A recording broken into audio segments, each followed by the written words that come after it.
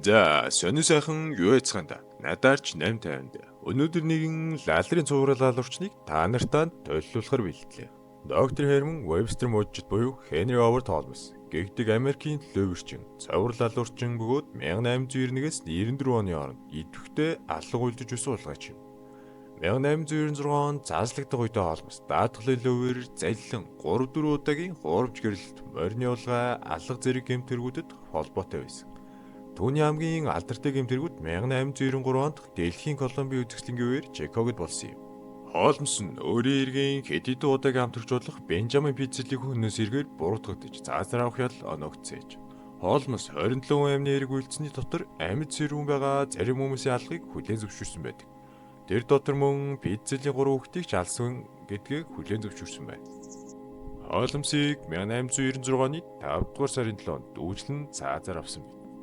Холмстой холбоотой ихэнх түүхэн түүний Чикагод ашиглалтанд оруулсан 3 давхар барилга болох алхахын цайз нэртэй барилгад холбоотой байна.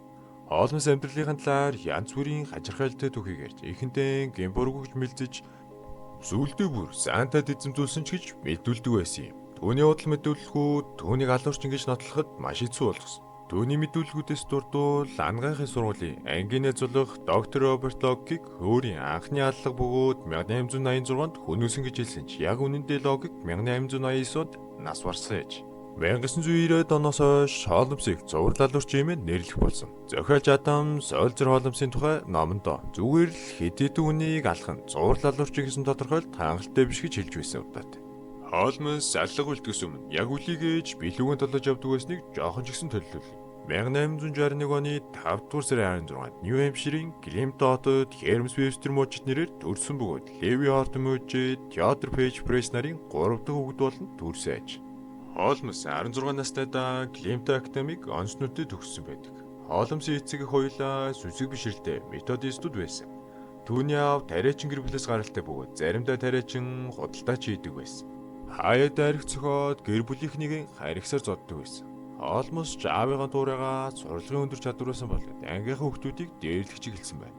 Хожим нь Холмс үхэл их зүйлийг сонирхон судалж бүр донтон амьтдыг задлан шинжлэх нэг яргын заван хүсэлт тажаалттай болсон байна.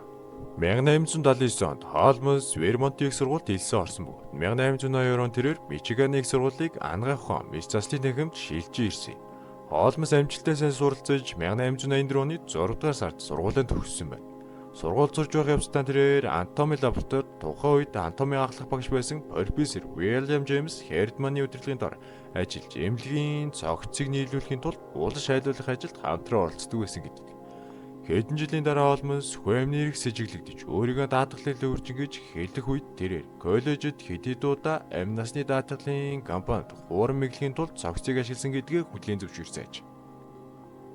1886 оны 8 дугаар сард Чикагоор нүүсэн бөгөөд тэр үеэс л H.H. Холмс хэмээх нууц нэрийг ашиглаж эхэлсэн юм.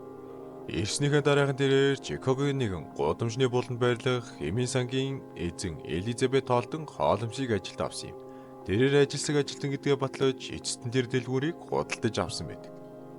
Холмс гудамжны нөгөө талд хоосон газар худалдаж авсан бөгөөд 1887 онд 2 давхар барилга барих ажил эхэлсэн бөгөөд 2 дугаар давхарт нь орон сууц, эхний давхарт нь Шинэмийн сан зэрэг жижиг худалдааны газар байхаар төлөвлөв. 1892 он тэрээр 3 дахь давхрыг нэмж удахгүй болох Дэлхийн Колумбийн үзэсгэлэнгийн үеэр үүнийг зочид бодол болгон ашиглах бодолтой байгаагаа хөрөнгө оруулагчдад санал болгосон аж. Холмс тус үзэсгэлэнд ирсэн жуулчдыг алж Аригсыг ойролцоох анагаахын сургуулиудад худалдахын тулд зочид бодлыг барьсан гэж мэдээллээр цацагдсан байна. Хэдийгээр тэр улгаалсан цогцыг анагаахын сургуулиудад зарж байсан ч Холмс эдгээр зүйлсийг хуаймны эрэг биш, харин булчнаас ухаж олж авчсан гэж хэлж байв. Шар хөвлөд уг барилгыг Холмсын алгын цайжгээс нэрлэдэг болсон юм. Уг байгууламжид эргэшүүлтийн нууц камер, хавчуурах, хийн камер, хонглын чандарлах газар байсан гэж мэдэгдсэн аж.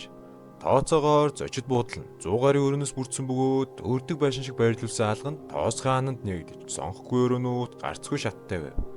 Хоолмос сэргийн хөдлөлтөд хохирогчдон холор формын тун хэтрүүлэн хэрэглэх, хийн утаанд мансууруулах, агааргүй өнгөл байлгах зэрэг янз бүрийн арга хэрэглэснээр амь насыг нь хөнөөдөг байсан түүний ердийн нэг их арга байсан гэж мэдэгдсэн юм. Хоолмос мөн гэр оронгүй гудамжны өлсгөлөө хүмүүсийг цайздаа амь дээрийн шатаасан гэж мэдэгдсэн юм.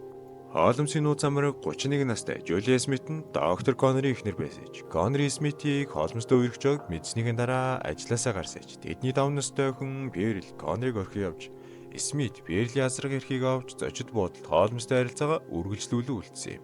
Жулия Берл 2 1891 оны зуул сарын баярын өмнөх өдөр алга болсон юм. Холмос эхэндээ Жулиаг нас бүрч буй ихчтэйгээ уулзгаар явсан гэж мэдгдсэн ш дараа нь түүхийг мэдүүлгээ өөрчилж уучин нөхрөөсөө зугцсан гэж мэдэгджээ.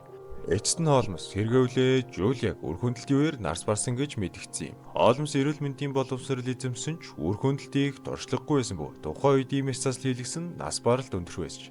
Дараа нь Холмос Перлийг ордуулж алсан байж. Холмсын зөөр нь маллагыг явцад Перлийн ойролцоо насны хүүд байж магадгүй хэсэгчлсэн арагаас олдсон байна. 23 настай Сингранд 1892 оны 5 дугаар сард Холмсын барилгад ажиллаж эхэлсэн бөгөөд дүүнд 6 сар ажилласан байна. Сингранд архинаас гаргадаг вакцины худалдаг эмчтэй холбоотой байсан учраас Синграндыг нарийн бичгийн дараагаар ажилд авсан гэх мэдээлэл байдаг. Сингранд хамгийн сүүл 1892 оны 12 дугаар сард харагдсан байдаг. Түүнийг Роберт Вилл Симээх залуутай гэрлэхээр явсан гэж эцэг эхтний хэлсэн юм. Гэвч Сингранд хоолмосоос жирэмсэн болж хоолмосын нуух гэж оролцсон өөр нэгэн бүтлгүүр хөндлөлтийн хохирогч болсон гэж үздэг. Түүний хоосоо ачаа тийшийг Индиана мужийн Андерсон дах ээж рүү буцааж илгээсэн юм. Түүний аргасыг цагдаа нар Чикагогийн нэг эмчийн гэрээс Чиплийн тусламжтайгаар олсон бөгөөд тэрээр хоолмос зориулж 3 арга ясыг авсан гэдгээ хүлээн зөвшөөрсөж. 1891 оны 4-р сарын 17-нд Кас Леминсан 68 настай хоолмосын зээлдэгч Джон Дебрел апоплогос өвчнөөр нас барсан юм. Гэрчи хэлснээр хоолмос хоолойр нь хар шингээ асгасны дараахан Дебрел ухаан алдаж нас барсан юм. 1895 онд Дебрелийн амь насыг даатгаж хоолмос түүний өхлөөс ашиг болсон тогтоогдсон ээж. Архины хохирогч бол UC Bear Bank. Түүний банкны дэвтэр 1895 онд Азийн яндангаас хүний өстэй олдсон юм. Холмос 1890 онд Иллинойс мужийн Лейк каунтинд 2 хүний амийг хөнөөсөн гэж үздэг. 1919 онд түүний цааслагдсанаас хойш 23 жилийн дараа Пермис үл мэдэгдэх хэрэгтэй эмэгтэй хүмүүсийн шарилыг олсноор олон жилийн дараа энэ нь батлагдсан юм. Дээр нэгэн жил Дэрборд гудамжинд байрлах химийн байранд ажиллаж байхдаа 38 настай Бенжамин Перлон Пиццэлтэй танилцж дотны найзууд болсон бөгөөд хожимын дүүргийн прокурор Пиццэлийг Холмсын иргэсэл гэж тодорхойлсон байдаг. 1894 оны 7 дугаар сард Холмос Миссури мужийн Сент Луис хотод хориотой бараа зарсан эргээр анх удаага баривчлагдсан юм. Тэр дээрөө батлан даалтаар гарсан боловч шоронд байхдаа 25 жил ядал эдэлж байсан Мори Хойжб хэмээх ял эдэлж байсан хууль бус гартай танилцаад амьдсан юм. Холмос даатгалын компанийг $10,000 залилан мэхлэх төлөвлөгөө зохиож өөртөө даатгал хийлгэж дараа нь үхлийн хоромжоор үйлдэх байсан юм. Тэр хоёрч гар нийлэн хээжээ бүртээ итгэж болох хүмүүлэгч болж $500 шимтгэл өгнө гэж амласан юм. Холмос Жеф Хоу гэх Сент Луисын залуу хүмүүлэгчийг олж өөрийн төлөвлөгөөг танилцуулж тэрч гайхалтай гэж үзээд хамтран ажиллахаар болсон юм. Гэсээ тийш даатгалын компани сэжиглэж төлбөрийн төлөхөс татгалснаар Холмсын аймаа орлох гэсэн төлөвлөгөө бүтлгүүцээж. 1894 оны 11-р сарын 17-нд Филадельфиагаас хувийн мөрдөгч агентлаг түүнийг мөрдөж байгаад Бостон баримтлахад Холмсын өнөөс эргүүд үгээр өндөрсөн юм. 1895 оны 7-р сард Алис Нелли хоёрын цогцыг олсны дараа Чикагогийн цагдаа нар болон сэтгүүлчид Холмсын ангилууд дахь барилгыг шалгаж эхэлсэн юм. Хэдийгээр олон шуугиан тарсан мэдээлэлсэн ч Холмсыг Чикагод буруутгах ямар ч нотлох баримт олдоогүй. Учир нь хохирчдын талаар маш бодит бус нотлох баримтууд олдсон юм. 1895 оны 10-р сард Холмос Бенжамин Пиццлийн хөнөөс эргээр шүүгдэж түүний буруутай гэж үзсэн цаазараа ухяал оногдов. Тэр үед Холмос сургаггүй алга болсон Пиццлийн 3 хүүхдийг бас хөнөөсөн тодорхой. Холмос ял авсныхаа дараа Чикаго, Индианаполис, Торонто зэрэг хотуудад 27 алга үйлдэж 6 удаа алга үйлдэлийг завцсан гэдгийг хүлээсэж. 1896 оны 5-р сарын 7-нд Холмос Пиццлийн хөнөөс эргээр Мой Месигийн шоронд үйлчлэгдэж там руугаа явсан юм. Холмос насаар хүртлээр айдас, дөгшүүр, сэтгэл гутралын шинж тэмдэг маш бага илэрч 50 найрсаг хэвий байсаар байв. Гэсэдэж тэрээр болсны дээрэмчид түүний цогцыг булгаж задлахад ашиглах болно гэж санаа зовж байсан тул тэрээр авсыг нь бетон тийж 10 бүдгүнд болохыг хүсэж. Дэрж байтугай Холмсын үзүү хугарсангүй. Оронд нь тэрээр багуугаар боомлж өгсөн бөгөөд 15 минут гаруй чичирж өгсөн гэж цагдаагийн газраас мэдээлэл хийсэн байна. Одоо тэгээд үйлдвэрлэл юм да. За ингээд энэ үртэл надтай байсан та нартай баярлалаа. Дараагийн бичлэгээр уулзтлаа түр баярлалаа.